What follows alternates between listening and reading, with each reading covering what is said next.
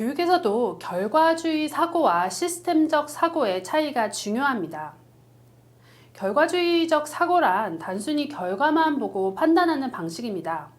예를 들어 학생이 시험에서 낮은 점수를 받으면 공부를 안 해서 그렇다 라고 결론을 내립니다. 하지만 정말 그럴까요? 학생이 공부할 환경이 제대로 갖춰져 있었나요? 수업 방식이 학생의 학습 스타일에 맞았나요? 반면에 시스템적 사고란 결과가 아니라 배움이 이루어지는 과정을 분석하는 방식입니다. 예를 들어 어떤 학생의 성적이 낮다면 학생의 학습 동기가 충분했는지, 아니면 학교의 교육 방식이 학생 개개인에 맞춰져 있는지, 교사와 학부모, 학교 시스템이 학생을 지원하고 있는지를 보게 됩니다. 이처럼 단순히 성적만 보고 학생이 문제다 라고 하는 것이 아니라 교육 환경과 시스템을 분석하는 것이 바로 교육 분야에서의 시스템적 사고입니다. 그렇다면 시스템적 사고를 교육에 어떻게 적용할 수 있을까요? 첫 번째는 학생의 학습 과정 그 자체를 분석해 보는 것입니다. 세계적인 체스 챔피언인 카스파로프는 왜 졌는가라는 결과 분석을 넘어서 내가 그 결정을 내린 과정이 합리적이었는가를 고민했습니다. 교육에서도 마찬가지입니다. 학생이 왜 이해하지 못했는지를 단순히 노력 부족으로 결론 내리기보다는 학습 자료가 적절했는지, 교사의 설명 방식이 효과적이었는지, 아니면 평가 방식이 학생의 사고력을 키워줄 수 있는 구조였는지를 고민해야 합니다. 두 번째는 성적이 아니라 학습 환경을 점검해 보는 것입니다. 우리는 종종 이 학생이 성적이 낮다라는 결과만을 보고 문제를 개인에게 돌립니다. 하지만 시스템적 사고를 가진 교육자는 이렇게 묻습니다. 학생의 학습 동기를 높일 수 있는 환경이 조성되었나? 학교의 평가 방식이 학생의 다양한 능력을 반영하고 있을까? 교사의 피드백 시스템이 학생들에게 적절하게 적용되고 있나? 세 번째는 우수한 성적이 나와도 과정이 올바랐는지를 확인해 보는 것입니다. 어떤 학교에서 학생들이 높은 성적을 받았다고 해서 무조건 교육이 성공했다고 볼 수는 없습니다. 그 과정이 문제투성이었는데 단순히 성적만 높았다면 그 교육 방식은 학생들에게 장기적으로 해를 끼칠 수도 있습니다. 예를 들어 주입식 교육으로 인해 시험 점수는 높아졌지만 학생들이 실제 문제 해결 능력을 갖추지 못했다면 시스템적 사고로 접근해서 개선해야 합니다. 그럼 시스템적 사고를 적용하면 교육 현장에서는 어떠한 변화가 일어날 수 있을까요? 첫 번째는 학생 중심의 맞춤형 교육을 설계할 수 있을 것입니다. 사실 모든 학생이 다 같은 방식으로 배울 필요는 없습니다.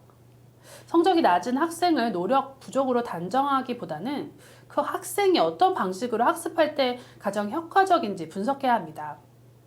이를 위해 인공지능 기반의 개별 맞춤 학습 시스템이 점점 중요해지고 있습니다. 두 번째는 교사의 역할을 지식 전달에서 학습 코칭으로 변화시키는 것입니다. 교사는 더 이상 단순한 지식 전달자가 아닙니다. 학생들의 학습 패턴을 분석하고 개별 피드백을 제공하는 코치 역할이 필요합니다.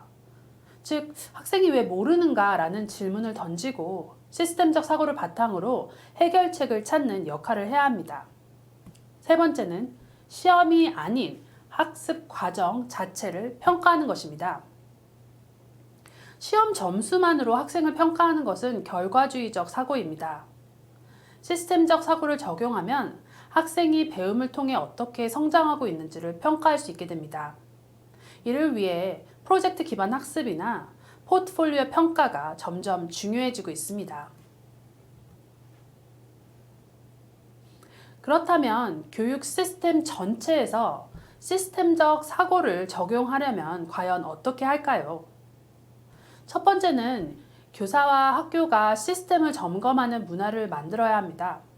학교는 단순히 성적뿐만이 아니라 학생들이 어떤 방식으로 배우는가를 점검하는 시스템을 만들어야 합니다. 이를 위해 교사 연수에서도 결과 중심이 아닌 학습 과정 중심의 평가가 이루어져야 됩니다. 두 번째는 정책 결정 과정에서 시스템적 사고를 도입하는 것입니다.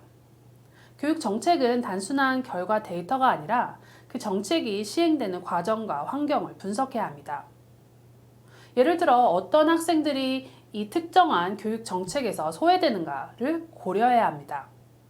세 번째는 학생들도 시스템적 사고를 배우게 하는 것입니다. 이것은 아주 중요한 문제입니다. 왜냐하면 학생들이 실패했을 때 난 머리가 나빠서 안 돼 라고 생각하는 것이 아니라 내가 어떤 학습 과정 혹은 학습 방식을 바꿔야 할까를 고민할 수 있는 습관을 길러주는 그런 기반이 되기 때문입니다. 그럼 오늘 배운 시스템적 사고를 교육에 적용하는 방법을 다시 한번 정리해 볼까요? 첫 번째, 학생의 성적이 아니라 학습 과정을 분석하라. 두 번째, 학생의 실패를 개개인이 아닌 학습 환경과 시스템에서 원인을 찾아라. 세 번째, 성공했을 때도 정말 이게 옳은 방식이었나를 점검하라. 네 번째, 교육자와 정책 결정자 모두 시스템적 사고를 받아들이는 문화를 만들어라. 오늘부터 여러분의 교육 현장에서 시스템적 사고를 한번 적용해 보세요. 이 영상이 도움이 되셨다면 좋아요와 구독 그리고 알림 설정까지 부탁드립니다. 여러분의 생각도 댓글로 남겨주세요. 그럼 다음 영상에서 더 유익한 이야기로 찾아뵙겠습니다. 안녕히 계세요.